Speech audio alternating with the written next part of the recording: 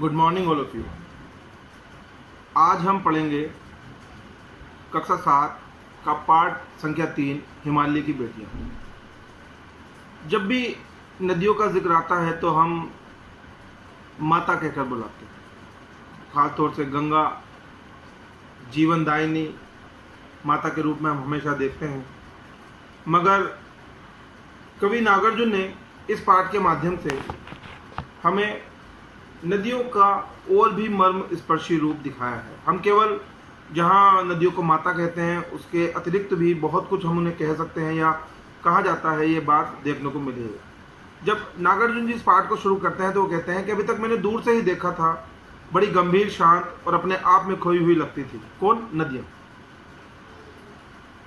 वह किसी सम्भ्रांत महिला की भांति प्रतीत होती है। सम्भ्रांत का मतलब होता है समझदार, सुशिक्षित, पारिवारिक और सभ्य महिला। मेरे मन के अंदर उनके प्रति श्रद्धा और आदर का भाव हमेशा थे। माँ और दादी मौसी मामी की गोद की तरह मैं उनकी धरा में डुबकी लगाया करता था। परंतु इस बार जब मैं हिमालय के कंधे पर चढ़ा, हिमालय के कंधे मतलब पहाड़ पर गया, तो मैं हैरान था। ये दुबली पतली सी गंगा, यही यमुना, यही सतलज समतल मैदानों में उतरकर इतनी विशाल कैसे हो जाती है। इनका उछलना, कूदना, खिलखिलाकर लगातार हंस जाना, उनकी भावभंगी है, उनको उल्लास कहाँ गायब हो जाता है। मैदान में जाकर किसी लड़की को जब मैं देखता हूँ, किसी कली पर जब मेरा ध्यान अटकता है, तब इतना कौतूहल और विस्मय नहीं होता कि जितना इन बेटियों की बाल लीला को देखकर होता है। देखिए, यहाँ तक कवि ने नदियों को माँ के अतिरिक्त मामी, मौसी, दादी, बहन आदि कहकर पुकारा है। और इसी पैराग्राफ के लास्ट में कवि ने पहाड़ से निकलने वाली नदियों को बेटी की बाल लीला कहकर पुकारा है। फिर कवि कहते हैं, कहाँ भागी जा रही हैं?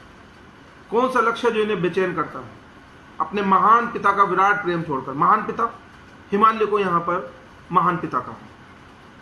अगर इनका हृदय अतृप्त है, अतृप्त मतलब तृप्त नहीं है, सुखी नहीं है, तो वह कौन है जो इनकी प्यास मिटा सकेगा? देखिए, यहाँ पर एक लाइन में बहुत बड़ी बात कहती है, जो नदियाँ संपूर्ण विश्व का प्यास बुझाती हैं, उनके लिए यहाँ कवि ने लिखा है कि वह कौन है जो इनका प्यास मिटा सकेगा। बर्फ, जली नंगी पहाड़ियाँ, छोटे छोटे पौधे, भरी घाटियाँ, बंधुर अधिकताएं,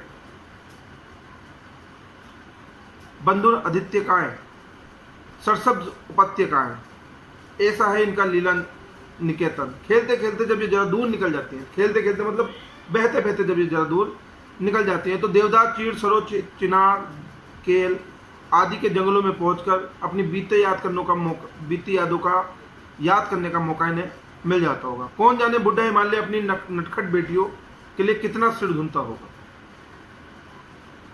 बड़ी बड़ी चोटियों से जाकर पूछिए तो उत्तर में विराट मौन के सिवाय कुछ और नहीं मिलेगा।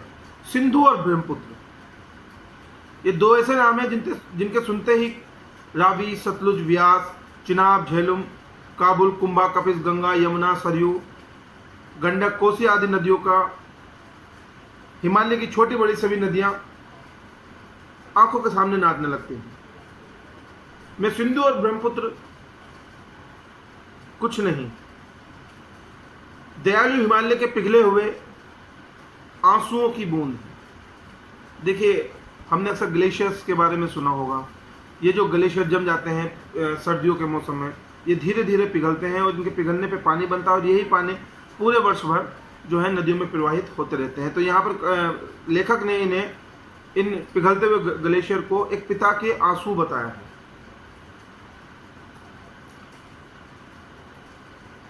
एक एक बूंद न जाने कब इकट्ठा होकर इन दो महानदों के रूप ले लेती है और समुद्र की ओर प्रवाहित हो जाती है। कितना सौभाग्यशाली है वह समुद्र जिसे पर्वतराज की इन दो बेटियों का हाथ पकड़ने का सौभाग्य प्राप्त होता है। देखिए, हिमालय से नदियाँ निकलती हैं, गंगा, यमुना, सतलुज, व्यास, झेलम, कपिश, कोसी, अलकनंदा, महानंदा, ये तमाम नदियाँ हिमालय से निकलती हैं और जाके कहाँ मिल जाती हैं? समुद्र में। जिन्होंने मैदानों में इन्हें देखा होगा, उनका ख्याल शायद ही कभी इस बात पर आ सके कि बूढ़े हिमालय की गोद से बच्चियां बनकर ये कैसा खेला करती थी। माँ बाप की गोद में नंग धड़ंग होकर खेलने वाली इन बालिकाओं का रूप पहाड़ी आदमियों के लिए भले ही कुछ ना हो, भले ही आकर्षक ना हो, लेकिन मुझे तो ऐसा लुभावना प्रतीत होता है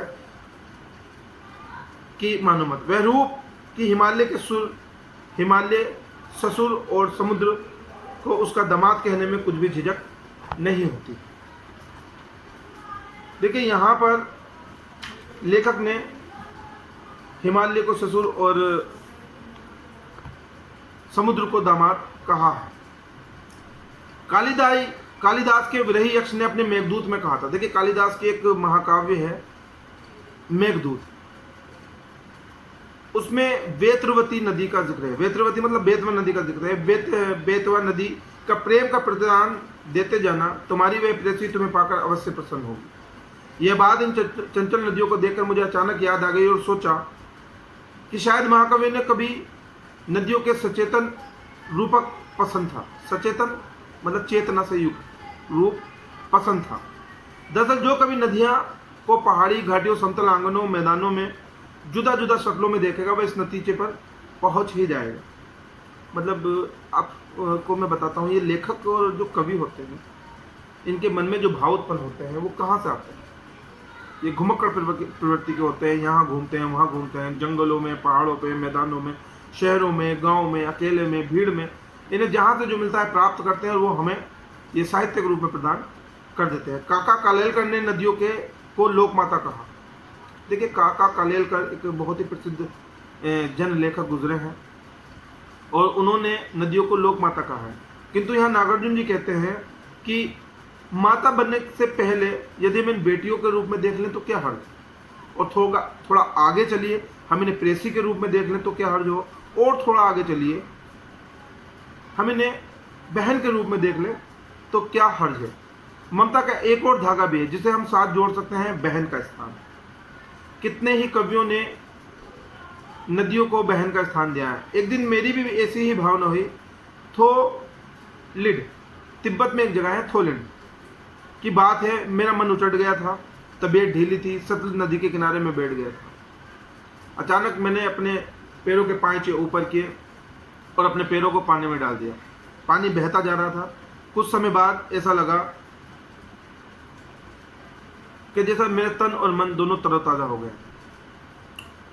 और उसके बाद में गुनगुनाने लगा, जे हो सतलुज बहन तुम्हारी, जे हो सतलुज बहन तुम्हारी, लीला अचरज बहन तुम्हारी, हुआ मुदित मन हटा खुमारी, हुआ मुदित मन हटा खुमारी, जाऊं मैं तुम पर बलिहारी। तुम बेटी हो यह बाप हिमालय, तुम बेटी हो यह बाप हिमालय, चिंतित पर चुपचाप हिमालय।